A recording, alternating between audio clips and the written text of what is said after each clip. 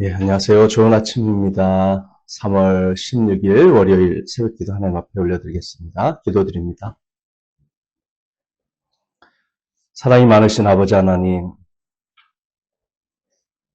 감사합니다. 저희들을 사랑하여 주셔서 오늘도 월요일 첫 시간을 하나님 앞에 올려드릴 수 있게 인도하여 주시니 감사합니다. 우리의 삶을 향한 하나님의 거룩한 계획을 알고 순종하는 가운데 주님께서 설계하신 놀라운 행복과 기쁨을 맛보며 또 그 보상으로서 아름다운 열매들을 맺어가는 저희들이 될 수 있도록 도와주시옵소서.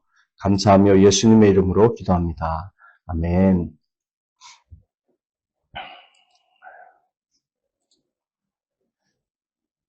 예, 오늘은 일에 대한 하나님의 설계라는 주제로 전환이 돼서 며칠 동안 배우도록 하겠습니다. 에베소서 6장 5절부터 9절까지의 말씀입니다. 에베소서 6장 5절부터 9절. 제가 읽어드립니다. 종으로 있는 이 여러분, 두려움과 떨림과 성실한 마음으로 육신의 주인에게 순종하십시오. 그리스도께 하듯이 해야 합니다. 사람을 기쁘게 하는 자들처럼 눈가림으로 하지 말고 그리스도의 종답게 진심으로 하나님의 뜻을 실천하십시오. 사람에게가 아니라 주님께 하듯이 기쁜 마음으로 섬기십시오.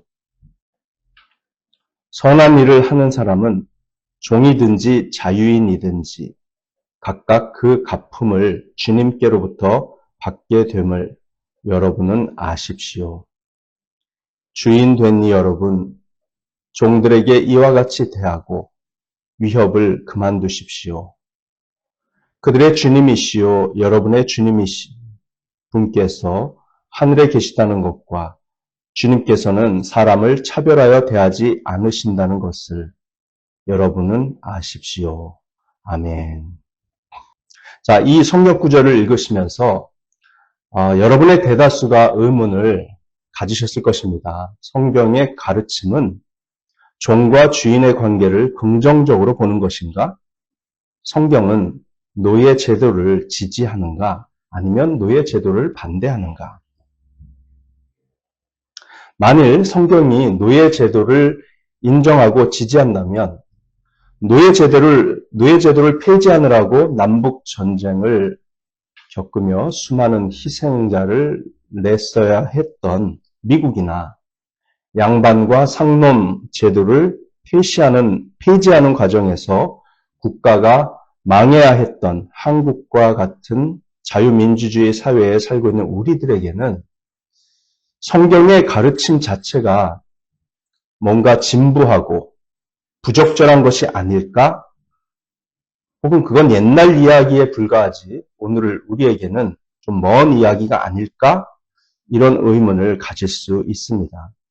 그래서 저는 에베소서가 기록될 당시에 로마 제국의 노예 제도, 구약 성경 시대의 이스라엘 백성들의 노예 제도, 혹은 종과 주인 제도, 그리고 현대의 회사와 종업원 관계, 노사 관계 등을 비교해서 자세히 설명해 드리도록 할 생각입니다. 그리고 그 모든 관계 속에는 이 성경의 가르침을 적용할 수 있는 놀라운 공통점이 있기 때문에 결론적으로 먼저 말씀드리자면 하나님의 말씀대로 순종하면서 사는 데 있어서 과거나 지금이나 별로 다를 바가 없다는 점을 우리 모두가 이해할 수 있게 될 것이라는 그런 점을 미리 말씀드립니다. 자, 우리는 하나님께서 이를 어떤 관점으로 보시는가, 그리고 일을 하는 과정에서 만나는 모든 형태의 고용주, 고용인 관계 속에서 하나님은 우리가 어떤 원칙과 태도로 관계를 만들어 가기를 원하시는가를 이 에베소서 6장을 통해 정확하게 배울 수 있습니다. 이 가르침은 너무나도 중요합니다. 네. 내일은 과거의 노예제도, 현대의 노사관계에 대해 비교하면서 생각하겠고요.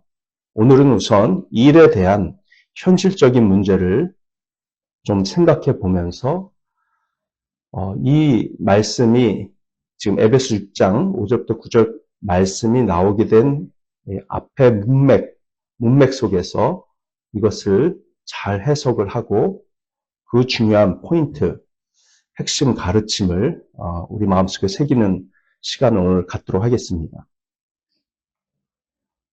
우리는 부모가 일하는 모습을 본 적 없는 젊은 세대를 만들어내고 있습니다. 과거의 농경 사회에서는요, 부모가 일을 하는 것을 자녀들이 하루 종일 지켜볼 수 있었어요. 그 옆에서 놀고, 그 옆에서 먹고, 또 일도 도와주고 용돈도 받고. 그런데 현대는 젊은이들은 다 집에서 팽팽 놀고 먹고, 공부 좀 하다가, 게임하고 오락하고, 그리고 부모들만 뼈 빠지게 나가서 일을 합니다. 혹은 아빠 혼자 나가서 일을 해요.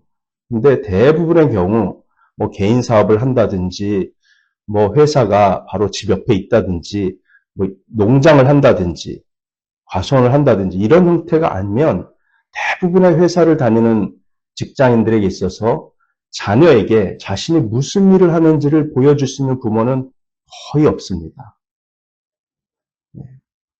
양쪽 부모가 모두 일을 하더라도 그 일은 집 밖에서 이루어지기 때문이죠. 그들은 아침에 나가서 밤에 돌아옵니다. 청소년들이 생각할 때 혹은 어린 자녀들이 생각할 때요. 일을 한다는 것은 짜증이 난다는 것이고 일을 하면 가족과 잘 지내지 못하게 되고 나쁜 부모가 되고 결국 절반 이상의 경우 이혼과 가정의 파탄으로 이어진다는 오해를 하기 딱 십상입니다. 애들 관점에서 볼 때 그렇다는 거예요. 그래서 사실 일이라는 것은 인기 있는 주제가 아닙니다. 한편 부모들은 일에 바쁘고요. 많은 경우 돈을 벌기 위해 분주한 사이 젊은이들은 시간을 가장 중요하게 할애해야 할 것은 결국 여가, 오락 이런 것이라는 생각을 하는 그런 세대를 아이들이 지금 살아가고 있습니다. 그런 세대를 우리가 또 길러내고 있습니다. 그런 나태한 문화 속에서 술과 또 마약, 성관계, 동성애 등 온갖 나쁜 것들이 스며들고 있는 것이죠. 열심히 일을 하고 그에 대한 보상으로 자신의 미래가 정말 아름답게 펼쳐질 것이라고 하는 그런 기대를 아주 어릴 때부터 가질 수 있다면 아이들이 그렇게 쉽게 나쁜 것에 빠지지는 않을 거라고 생각합니다. 일과 우리 어린이들은 단절되어 있습니다. 일과 가정도 거의 단절되어 있습니다. 현대사회의 모습이 그렇습니다. 다음 세대가 일을 무엇으로 인식하고 일의 가치를 어떻게 평가할지 우리는 참 궁금할 뿐입니다. 현대사회가 도박을 미화하고요.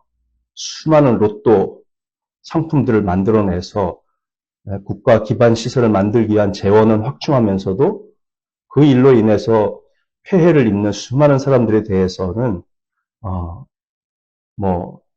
미봉책에 그치는 정책만 시행하는 가운데 수많은 사람들이 도박으로 가산을 탕진하고 시간을 날리고 그런 일들이 비일비재하지 않습니까? 일본에는 또 빠찡코가 있잖아요. 그래서 우리 교회 성도님들도 얘기 들어보면 과거에 한 번씩 빠찡코에 빠졌다가 헤어져 이렇게 헤어나온 분들이 있다는 얘기를 제가 들으면서 이것은 참 우리들이 현대인이구나. 우리 성도들 막 70, 80 되신 분들도 다 현대인들이에요. 그렇죠. 그래서 주사위를 잘 굴리면 큰 돈을 벌 수 있다는 환상을 아직도 갖고 있는 사람들이 있고 또 주식 투자가 아니라 주식 투기를 하고 비트코인 투자가 아니라 비트코인 투기를 하는 그런 현상들까지 막 겹쳐져 가지고 앞으로 다가올 노동 윤리가 두려울 따름입니다. 왜냐하면 현대인들, 요즘 젊은 세대들이나 40, 50대들은 일로부터 자유로운 인생, 돈으로부터 자유로운 인생을 사는 게 목표거든요. 그러면 일 자체에 하나님께서 주신 거룩한 그 가치가 있고 목적이 있고 그 일을 통해서 하나님께서 주시고자 하시는 기쁨이 있고 명령이 있고 성취해야 할 목표가 있는데 그런 것들이 너무 많이 무시되는 것은 아닐까 이런 두려움이 있는 것이죠. 게다가 우리는 노동계에 존재하는 갈등에 너무 익숙해져 있습니다. 우리는 노동계와 고용계에서 벌어지는 투쟁을 목격하고 있죠. 파업을 보고 있고요. 작업장 이탈과 경영진에 대한 노조원들의 위협, 경영진과의 갈등, 파산 등에 대해 읽습니다. 노동계는 경영진에 엄청난 압박을 가했고요. 경영진 역시 노동계에 엄청난 압박을 가해서 우리 전체 사회의 기본적인 노동력이 위협을 받고 있습니다. 급증하는 인플레이션. 이것은 사람들이 점점 더 많은 요구를 하도록 만드는데요. 임금 인상을 요구하도록 만들죠. 고용주와 피고용인 모두 정확하게 솔직하게 말하자면 탐욕스럽다고 말할 수 있습니다. 탐욕스럽기 때문에 고용주는 더 많은 이익을 원하고 피고용인은 더 많은 임금과 자유로운 시간을 원합니다. 정부는 양쪽 모두를 만족시키려고 또 더 많은 돈을 벌 수 있게 하려고 그런 프로젝트, 국가 정책을 시행합니다. 한국 같은 경우가 그렇죠. 미국이나 일본 같은 경우는 기축통화 국가이기 때문에 사람들에게 더 많은 돈을 지급하기 위해 계속 돈을 찍어냅니다만 사실 돈의 가치, 화폐의 가치가 계속 떨어질 뿐이죠. 사람들은 벌어들이는 것보다 더 많이 소비하며 결국 심각한 신용카드 부채와 대출, 모기지 같은 그런 장기 부채에 빠지게 됩니다. 그것은 계속해서 인플레이션을 부추기고요. 온갖 문제를 야기하는데 사람들이 그런 장기 부채를 갚을 만큼 돈을 벌지 못하는 상황이 되면 고용주들에게 더 많은 임금 인상을 요구하면서 파업도 하고 압박도 가하는 것입니다. 결국 고용주들은 압박에 굴복해 임금을 인상하고 그럼 어떻게 될까요? 고용주들은 제품 가격을 높여서 팔 수밖에 없는 거예요. 그만큼 그게 임금 상승분만큼 자동차를 더 값을 올리거나 냉장고 값을 더 올리거나 이렇게 해가지고 제품 가격이 상승하면 결국 어떻게 됩니까? 악순환이 생기죠. 더 많은 임금을 받았던 우리들은 더 비싼 돈을 주고 그걸 사야 되기 때문에 남는 것은 또 예전만큼 못하게 될 수 있어요. 이런 불만족이 계속 반복되고 악순환되는 거예요. 시차에 따라서. 결국 처음부터 더 많은 돈을 원했던 사람들은 물건을 사기 위해서 더 많은 돈을 지불하게 됩니다. 정부는 그런 것들을 개입해서 통제하려고 하고 그걸 위해서 또 세금을 인상하죠. 왜냐하면 통제하려면 통제할 수 있는 기관을 만들어야 되잖아요. 그럼 기관에서 종사하는 공무원들을 또 고용해야 되고 그럼 세금을 더 많이 걷어야 되고 그럼 세금을 더 많이 내다 보면 고용주나 우리 고용인들이나 다 그만큼 수입이 줄어드는 결과가 생긴다는 거죠. 이렇게 모든 것이 악순환되는 겁니다. 자, 이 모든 것의 배경에는 오래된 탐욕이라는 죄악이 있습니다. 모두가 자신만을 위해 더 많은 것을 원합니다. 소비자는 가격 인하와 세금 감면을 외치면서도 동시에 더 많은 임금을 요구합니다. 사실 그것은 불가능한 일입니다. 가장 기본적인 논리, 원칙을 무시하는 행동이죠.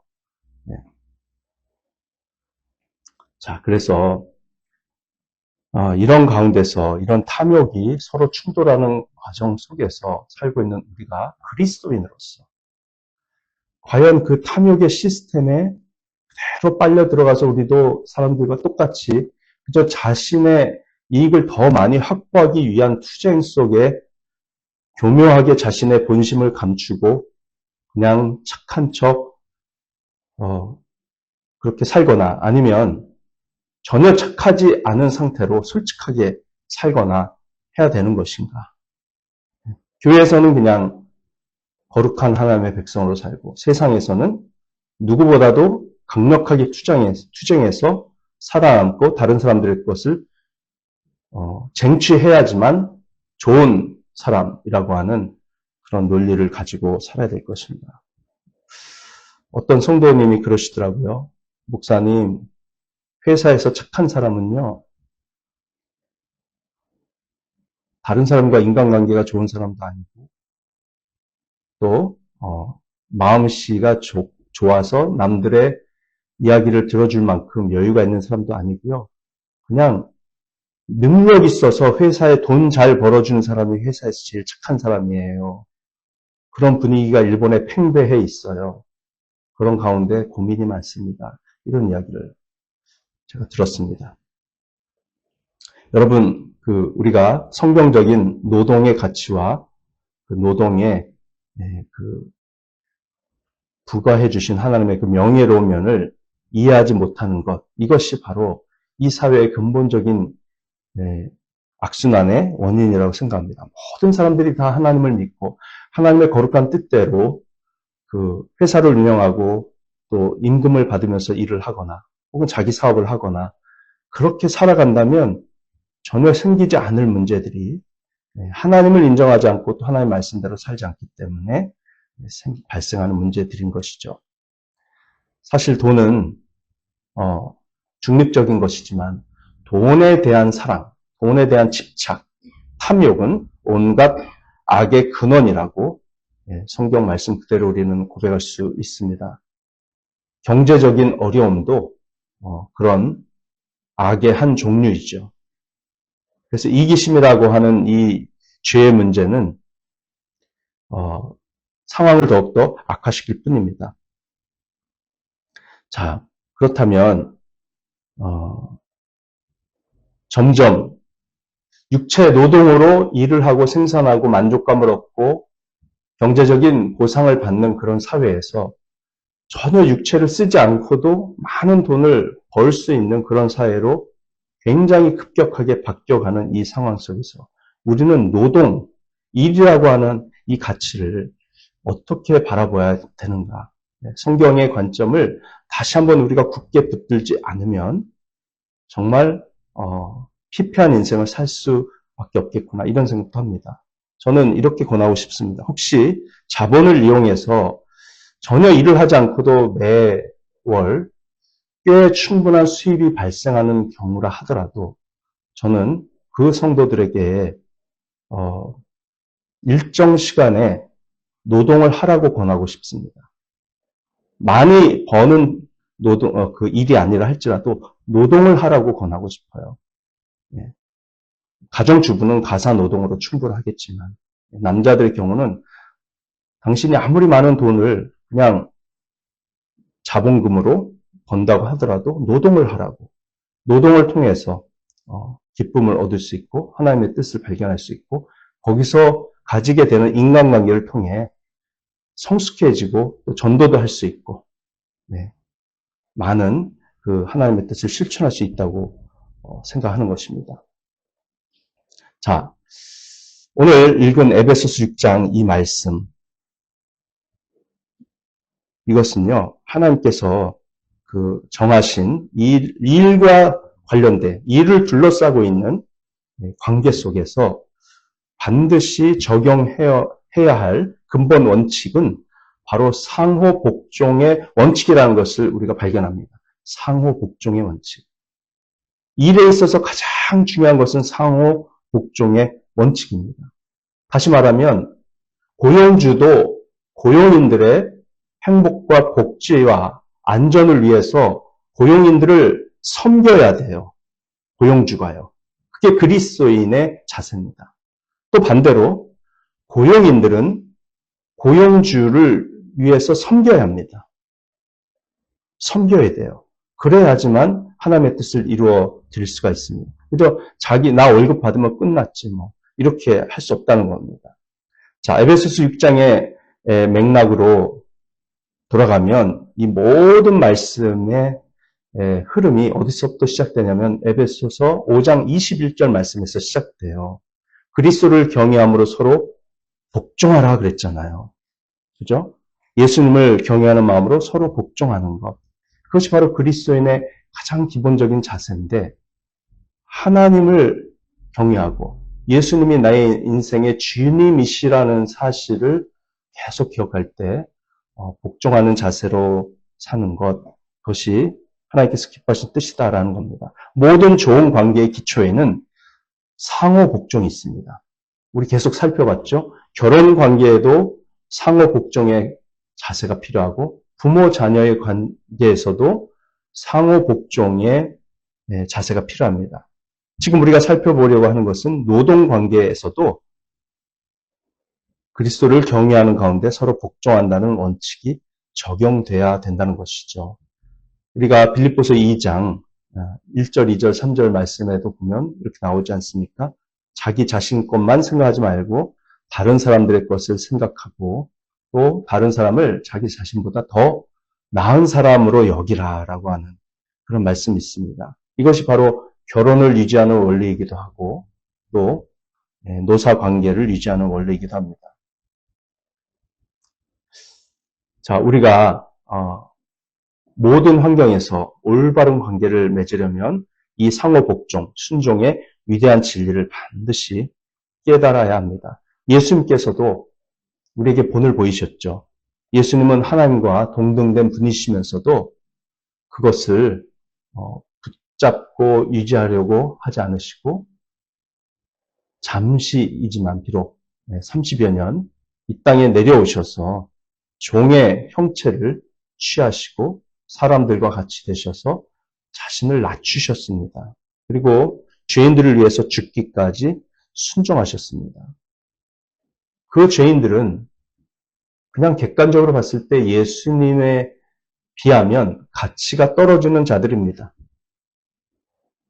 그럼에도 불구하고 예수님은 그들의 권위에 복종하셨고 또 그들을 구원하시기 위해서 친히 생명을 내주셨던 것이죠. 그것이 바로 성육신이죠. 성육신. 성육신을 헬라어에서 이제 말하면 케노시스라고 보통 우리가 얘기하는데요. 자기 비움입니다. 자기 비움, 케노시스, 자기 비움. 자기를 낮추고 자기를 비워서 사랑을, 희생을 실천하신 예수님의 그 섬김의 자세. 네. 그것을 우리가 모델로 삼고 본으로 삼아서 신앙생활을 하는 것인데요. 교회 생활은 물론이고요. 가정에서 남편과 아내의 관계에서도 마찬가지죠. 아내 입장에서 남편은 완벽한 사람이 아닙니다. 남편은 불완전하고 또 때로 정말 마음에 들지 않는 면이 많이 있는 그런 대상임에도 불구하고 그에게 예수님 때문에 복종하고 순종해야 합니다. 반대로 남편도 아내의 영적, 육체적 필요를 채우기 위해서 자신의 모든 힘과 능력 그리고 가진 모든 것을 바쳐야 합니다.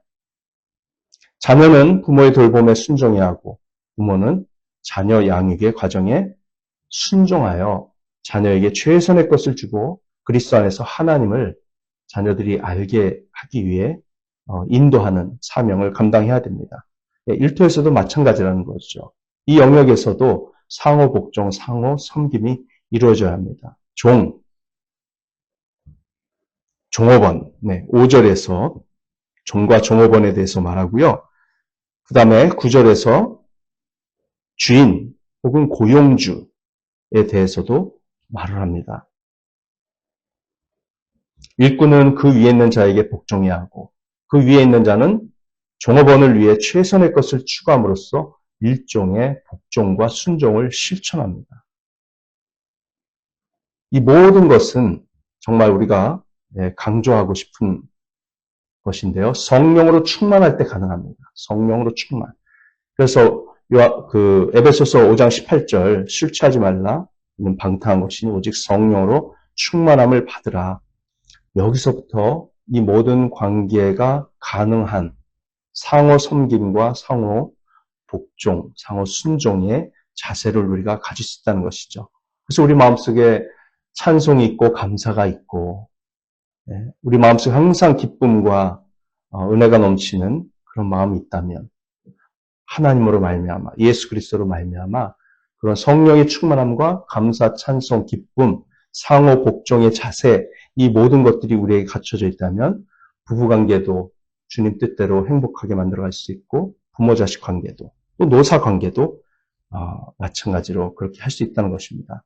성령을 받지 않은 거듭나지 않은 사람들은 그들의 삶의 방식 이외에는 성경적 방식으로 절대 살 수가 없습니다. 그들에게는 기대할 것이 아무것도 없습니다. 오직 그들은 자신이 세운 목표를 위해서 갈등과 이기심과 게으름과 오락에 대한 사랑과 그리고 탐욕 그 가운데서 왔다 갔다 할 뿐입니다. 왜냐하면 사실 보이지 않아서 그렇죠. 예수님을 영접하지 않은 사람들의 배후에는 사탄이 존재하잖아요. 사탄은 인간이 하나님의 뜻에서 멀어지도록 하기 위해서 자기 나름대로 시스템을 만들었습니다. 그 사탄적인 압도적 시스템 속에서는 하나님의 뜻대로 살 수가 없어요. 내일 살펴보겠지만 요한계시록 18장 위에 보면 맨 마지막에 멸망할 바벨론으로 대변되는 이 세상의 경제 시스템 속에는요. 인간도 노예로 들어가 있습니다. 인간의 영혼도 거기에 노예로 들어가 있습니다. 다시 말하면 지금은 우리가 노예제도 폐지했다고 그러잖아요. 근데 사실 현재의 이 자유로운 노사 관계에서 인간을 한낱 물건으로 취급하는 그런 정신이 사탄적인 사상과 정신이 가득 차 있다는 것입니다. 그래서 우리가 이런 노사 관계에서 정말 성경 말씀대로 살아가는 것은 순종하는 것은 사탄과의 싸움에서 이기는 길입니다. 사탄의 방식에 우리가 굴복하면 성령 충만을 유지할 수도 없고 우리 하나님께서 기뻐하신 뜻을 이루어 드릴 수도 없습니다. 그래서 우리는 성령님의 강력한 다스림과 인도하심 그런 성령의 충만함 가운데서요. 고용주의든 피고용인이든 함께 기쁨과 감사 그리고 복종의 태도로 살아갈 수 있습니다. 그것이 이를 둘러싼 관계 속에서 서로가 행복할 수 있는 길이며 복음을 전할 수 있는 기회를 갖는 방법입니다. 그러면서도 동시에 성경의 가르침을 따를 때 함께 무언가 만족스러운 결과물을 낼 수 있어요. 결과물의 퀄리티나 결과물을 통한 경제적인 보상의 면에서도 만족할 만한 성과를 낼 수 있습니다. 성령 충만할 때 그게 가능해요. 왜냐하면 고용주와 종업원 모두 한 목표를 위해 마음을 합하고 하나님 앞에서 성실히 일하며 서로의 이익이 되도록 노력하며 순종할 때 또 서로를 진심으로 섬길 때 가장 행복하고 가장 탁월한 결과물과 경제적 보상을 함께 얻을 수 있기 때문입니다. 모든 것은 하나님과의 관계에서 오고 보장되며 모든 것은 서로에 대한 섬김의 관계를 통해서 성취가 됩니다. 이것을 이해하는 것이 성경의 핵심 가르침입니다. 내일은 노예제도, 주인과 종의 관계, 노사관계, 고용주와 종업원의 관계에 대한 역사적인 고찰과 현대화의 비교를 통해서 이 본문 말씀이 주는 더 정확하고 깊은 의미를 배우도록 하고 오늘은 여기서 마치겠습니다. 기도하시겠습니다. 하나님 아버지 감사합니다. 우리가 성령 충만하기를 원합니다. 그래서 모든 관계 속에서 섬김의 자세를 가지고 나만의 이익을 추구하는 것이 아니라 상대방의 이익과 행복도 함께 추구하면서 가장 하나님께서 기뻐하실 접점을 찾고 균형을 찾고 또 그 일을 위해서 과단성 있게 순종하며 나아가는 것만이 사탄적인 이 경제 체제 속에서 하나님의 뜻에서 멀어지는 것이 아니라 하나님의 뜻을 실천하는 가운데 가장 행복하고 기쁜 삶, 결과물을 얻어내는 삶, 그리고 인간관계 속에서 아름다운 행복을 동시에 추구하는 삶이 가능하다는 것을 오늘 깨닫게 하시니 감사합니다. 주님, 이러한 원칙을 가지고 저희들이 오늘 하루하루 살아갈 때 우리 주님의 영광을 드러내며 주님 안에서 즐거워하는 복된 삶 되게 하여 주시옵소서. 감사하며 예수님의 이름으로 기도합니다. 아멘. 네, 오늘 여러분이 기도하시고 실천하시는 모든 일들이 무엇인지 모르지만 모든 것들이 다 중요하고요. 이 원칙대로 순종하며 나간다면 주님께서 축복하시리라 믿습니다. 사랑을 축복합니다. 복된 하루 되십시오.